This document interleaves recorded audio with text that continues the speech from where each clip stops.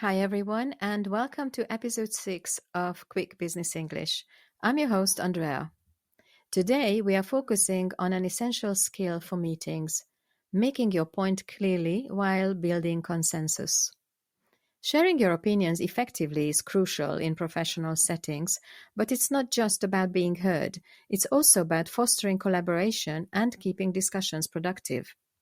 Whether you are agreeing, disagreeing, or presenting an idea, the way you communicate makes all the difference. Therefore, in this episode, we'll cover useful phrases for expressing opinions diplomatically, tips for agreeing and disagreeing respectfully, and strategies for handling interruptions. Let's get started. Let's begin with how to present your ideas in a professional and polite way. Here are some phrases you can use. I believe that, in my opinion, we could. From my perspective, it seems that. These phrases soften your statements and invite collaboration. Let's hear some example sentences. In my opinion, focusing on customer feedback will give us the best results. Or, I believe that allocating more resources to this project could make a big impact. Now let's move on to agreeing and disagreeing in a way that keeps the discussion constructive. When agreeing, always be specific. For example, I completely agree with your point about, or that's a great idea, I think it will really help with.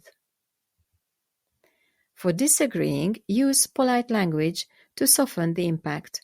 For example, I see your point, but I wonder if we should also consider. Or, that's an interesting perspective. However, I think we might achieve better results by. Here is an example. That's a good suggestion. However, I think we need more data before making a final decision. Finally, let's talk about interruptions and maintaining focus during meetings. If someone interrupts you, always respond firmly but politely. For example, I'd like to finish my point, and then I'd love to hear your thoughts. Or, if I could just complete my thought, I think it will tie into what you are saying. To keep discussions on track, use phrases to refocus the group. For instance, that's an interesting point. How does it relate to our main objective today? Or, let's circle back to the agenda so we can stay on time. If a discussion veers off topic, you could say, this is a valuable conversation, but let's park it for later so we can focus on today's priorities. And there you have it, the key strategies for expressing opinions and building consensus in meetings. Let's recap what we've talked about today.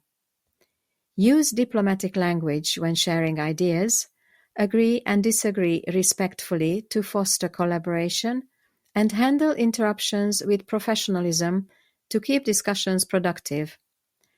Well, thanks for tuning in to Quick Business English today. And if you enjoyed this episode, give it a like, share it with your colleagues, and subscribe for more tips. See you next time.